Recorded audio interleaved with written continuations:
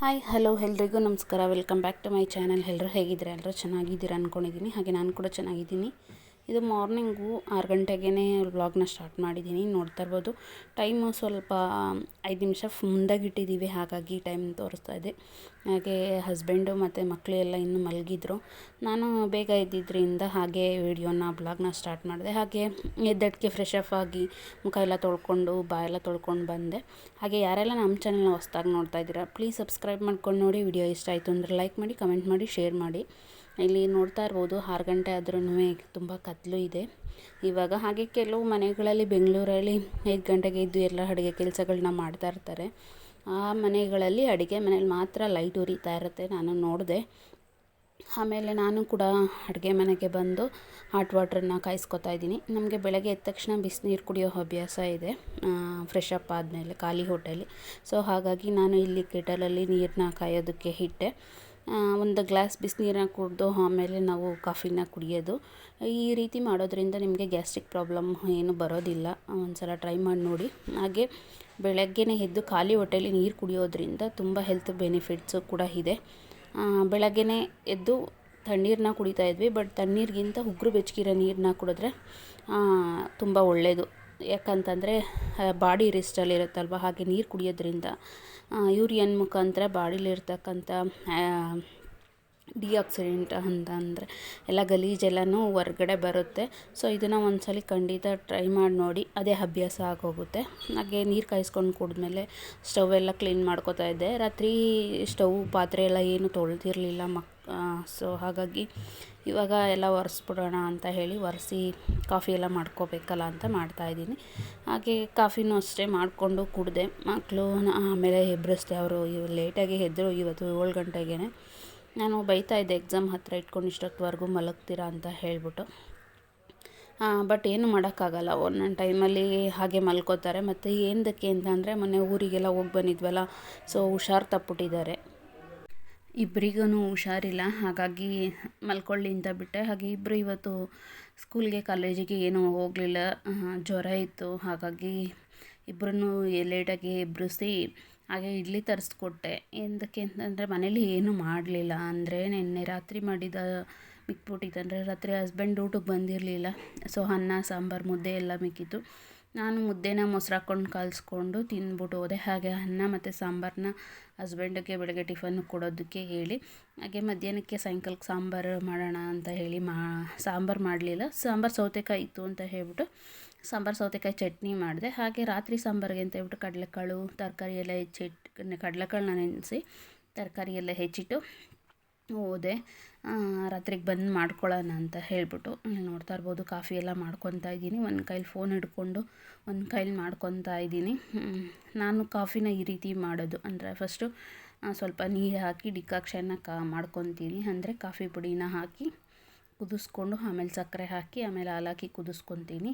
ಈ ರೀತಿ ಮಾಡೋದ್ರಿಂದ ಕಾಫಿ ತುಂಬ ಟೇಸ್ಟ್ ಬರುತ್ತೆ. ಹಾಗೆ ಇನ್ನೊಂದು ಏನಪ್ಪ ಅಂತಂದರೆ, ನಾವು ಥರ ಕಾಫಿ ಪುಡೀಲಿ ಕಾಫಿ ಜಾಸ್ತಿ ಇರುತ್ತೆ, ಹಾಗೆ ಚಿಕ್ಕೋರಿ ಕಡಿಮೆ ಇರುತ್ತೆ. ನೀವು ಯಾವುದೇ ಕಾಫಿ ಪೌಡ್ರ್ ತಂದರೂ ಹಿಂದೆಗಡೆ ಹಾಕಿರ್ತಾರೆ, ಇಂಗ್ರೀಡಿಯೆಂಟ್ಸ್ ಅಂತ ಇರುತ್ತೆ. ಅದರಲ್ಲಿ ನೋಡಿ ಕಾಫಿ ಎಷ್ಟು ಪರ್ಸೆಂಟ್ ಇರುತ್ತೆ, ಹಾಗೆ ಚಿಕ್ಕೋರಿ ಎಷ್ಟು ಪರ್ಸೆಂಟ್ ಇರುತ್ತೆ ಅಂತ ಹೇಳ್ಬಿಟ್ಟು. ಕಾಫಿ 85%, ಚಿಕ್ಕೋರಿ 15% ಇದೆ ನಮ್ಮ ಕಾಫಿ ಪುಡೀಲಿ. ಈಗ ಬ್ರೂ ಮತ್ತು ಸನ್ರೈಸ್ ಈ ಥರ ಎಲ್ಲ ತೊಗೋತಿರಲ್ಲ, ಅದರಲ್ಲಿ ನೋಡ್ಬೋದು ನೀವು 55, 45, ಹಾಗೆ 65, 35 ಈ ರೀತಿ ಇರುತ್ತೆ. ಅದರಿಂದ ಚಿಕ್ಕೋರಿನ ಜಾಸ್ತಿ ಕನ್ಸ್ಯೂಮ್ ಮಾಡೋದ್ರಿಂದ ಬರೀ ಕಲರ್ ಬರುತ್ತೆ. ಚಿಕ್ಕೋರಿನ ಆದಷ್ಟು ಕಂಟ್ರೋಲ್ ಮಾಡಿ, ಕಾಫಿ ಮಾತ್ರ ಕನ್ಸ್ಯೂಮ್ ಮಾಡಿ. ಕಾಫಿನ ಏನಕ್ಕೆ ಚಿಕ್ಕೋರಿ ಜೊತೆ ಮಿಕ್ಸ್ ಮಾಡ್ತಾರೆ ಅಂತಂದರೆ ಕಲರು ಬರುತ್ತೆ, ಜೊತೆಗೆ ಟೇಸ್ಟ್ ಕೊಡುತ್ತೆ, ಹಾಗೆ ಕಾಫಿದು ಘಮನೂ ಬರುತ್ತೆ. ಬಟ್ ಅದಕ್ಕಿಂತ ಪ್ಯೂರ್ ಕಾಫಿ ಪೌಡ್ರನ್ನ ಯೂಸ್ ಮಾಡೋದ್ರಿಂದ ಹೆಲ್ತ್ಗೆ ತುಂಬ ಒಳ್ಳೆಯದು ಅಂತಲೂ ಹೇಳ್ತೀನಿ. ಹಾಗೆ ಕಾಫಿ ಎಲ್ಲ ಮಾಡಿಕೊಂಡು ಕುಡಿದೆ. ಆದರೆ ಟಿಫನ್ನು ಹಾಗೆ ಮಾಡಲಿಲ್ಲ, ಸೊ ಹಾಗೆ ಮಾಡಿಬಿಟ್ಟು ಆಫೀಸಿಗೆ ಹೋದೆ. ಇದು ನನ್ನ ಮಾರ್ನಿಂಗ್ ಇವತ್ತಿನ ದಿನಚರಿ ಅಂತಲೇ ಹೇಳ್ಬೋದು. ಇವತ್ತು ಶನಿವಾರ 10 ದಿವಸ ಈ ರೀತಿ ಇದೆ ನನ್ನ ದಿನಚರಿ. ಪ್ಲೀಸ್ ನಮ್ಮ ವಿಡಿಯೋಸು ಇಷ್ಟ ಆದರೆ ನಿಮ್ಮ ಫ್ಯಾಮಿಲಿ ಫ್ರೆಂಡ್ಸಿಗೆ ಶೇರ್ ಮಾಡಿ, ಹಾಗೆ ಲೈಕ್ ಮಾಡಿ, ಸಬ್ಸ್ಕ್ರೈಬ್ ಮಾಡಿ. ನಾನು ವಿಡಿಯೋ ಮಾಡ್ಕೊತಾ ಇದ್ದೆ, ಮಕ್ಕಳಿಗೆ ಇಡ್ಲಿ ತರಿಸ್ಕೊಟ್ಟಿದ್ದೆ ಅಂತ ಹೇಳಿದ್ನಲ್ಲ, ಸೊ ಮನೇಲಿ ಹೆಂಗೆ ಬೇಕಂಗೆ ಕೂತ್ಕೋತಾರೆ. ನಮ್ಮ ಚಿಕ್ಕವಳು ನಾನು ಕ್ಯಾಮ್ರಾ ಆನ್ ಮಾಡಿದ ತಕ್ಷಣ ಅವಳು ಬಟ್ಟೆನ ಸರಿ ಮಾಡಿಕೊಂಡ್ಳು. ಮುಂಚೆನೇ ಹೇಳಬೇಕು ತಾನೆ ಅಂತ ಹೇಳ್ಬಿಟ್ಟು. ಬಟ್ ದೊಡ್ಡವಳು ಹಾಗೆ ಕೂತಿದ್ಲು. ಅಂದರೆ ಅವಳು ಒಳಗಡೆ ಪ್ಯಾಂಟ್ ಹಾಕಿದ್ಲಲ್ಲ, ಸೊ ಹಾಗಾಗಿ ನಾನು ಬೈದೆ. ನೋಡು ಅವಳು ಚಿಕ್ಕವಳು, ಅವಳನ್ನ ನೋಡಿ ಕಲಿ, ಅವಳು ಹೆಂಗೆ ಬಟ್ಟೆ ಸರಿ ಮಾಡಿಕೊಂಡ್ಳು, ನೀನು ಸರಿ ಮಾಡ್ಕೊಂಡಿಲ್ಲ ಅಂತ ಹೇಳಿ. ಆಮೇಲೆ ಅವಳು ಟಾಪ್ನ ಹೇಳ್ಕೊಂಡ್ಳು. ಹೆಣ್ಮಕ್ಳಿಗೆ ಆಗಲಿ ಯಾರದೇ ಆಗಲಿ ಸಂಸ್ಕಾರ, ಗಂಡು ಮಕ್ಕಳಾಗಲಿ ಸಂಸ್ಕಾರ ತುಂಬ ಮುಖ್ಯ. ಅವ್ರು ಯಾವ ರೀತಿ ಕೂತ್ಕೋತಾರೆ, ಯಾವ ರೀತಿ ಎದ್ದೇಳ್ತಾರೆ, ಯಾರ ಮುಂದೆ ಯಾವ ರೀತಿ ಇರಬೇಕು ಅನ್ನೋದನ್ನು ನಾವು ಚಿಕ್ಕಂದಿನಿಂದನೇ ಹೇಳ್ಕೊಡ್ಬೇಕು. ಹಾಗೆ ಇದು ಆಫೀಸಲ್ಲಿ ಇವತ್ತು ಬರ್ತಡೇ ಇತ್ತು. ಈವ್ನಿಂಗು ಆಫೀಸು ಸ್ಟಾಫ್ದು, ಸೊ ಬರ್ತಡೇನ ಸೆಲೆಬ್ರೇಷನ್ ಮಾಡ್ತಾಯಿದ್ವಿ. ಇವರು ನಮ್ಮ ಆಫೀಸ್ ಬಾಸ್ ಸರ್ ಮಕ್ಕಳು ಇಬ್ಬರೂ, ಒಂದು ಗಂಡು ಒಂದು ಹೆಣ್ಣು.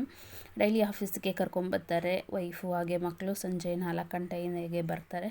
4 ಗಂಟೆಯಿಂದ ಸಂಜೆ ಮನೆಗೆ ಹೋಗೋವರೆಗೂ ಮನೆಯಲ್ಲೇ ಆಫೀಸಲ್ಲೇ ಇರ್ತಾರೆ. ಮತ್ತು ಆಫೀಸ್ ಸ್ಟಾಫ್ ಬರ್ತಡೇ ಆದರೆ ಮಕ್ಳಿಗೆ ತುಂಬ ಖುಷಿ. ಅದರಲ್ಲೂ ಚಿಕ್ಕ ಮಕ್ಕಳಂತೂ ಸಿಕ್ಕಾಪಟ್ಟೆ ಖುಷಿ ಪಡ್ತಾರೆ ಅಂತಲೇ ಹೇಳ್ಬೋದು.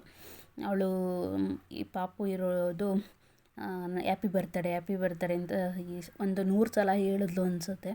ನಮ್ಮ ಬರ್ತಡೇ ಬಾಯ್ಗಿಂತ ಅವಳೇ ಖುಷಿಪಟ್ಲು. ಹಾಗೆ ಕೇಕ್ ಕಟಿಂಗ್ ಕೂಡ ಆಯಿತು. ಎಲ್ಲರೂ ಹೋಗಿ ಒಬ್ಬೊಬ್ಬರೇ ಕೇಕ್ನ ತಿನ್ನಿಸಿ ಬರ್ತಡೇನ ಸೆಲೆಬ್ರೇಟ್ ಮಾಡಿದ್ವಿ. ಅದು ಏನು ಅಂತ ಗೊತ್ತಿಲ್ಲ. ನಮ್ಮ ಆಫೀಸಲ್ಲಿ ಏನೇ ಮಾಡಬೇಕು ಅಂದರೆ, ಯಾರದೇ ಬರ್ತಡೇ ಸೆಲೆಬ್ರೇಟ್ ಮಾಡಬೇಕು ಅಂದ್ರೂ ತುಂಬ ಲೇಟ್ ಆಗೇ ಹೋಗುತ್ತೆ. 5 ಗಂಟೆಗೆ ಕಳಿಸಿದ್ದು ಕೇಕ್ ತರೋದಕ್ಕೆ ಅಂತ ಹೇಳ್ಬಿಟ್ಟು.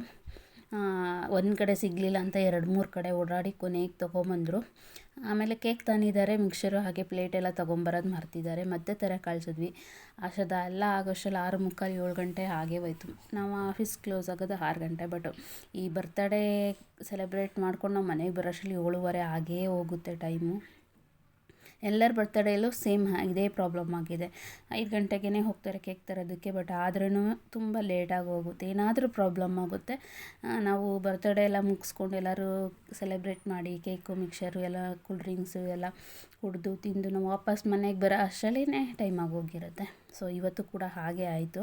ಹಾಗೆ ಅವನು ಬರ್ತಡೇ ದಿವಸ ಬಂದಿರಲಿಲ್ಲ. ಅವ್ನು ಬರ್ತಡೇ ಇದ್ದಿದ್ದು ಎಸ್ಟರ್ಡೇ.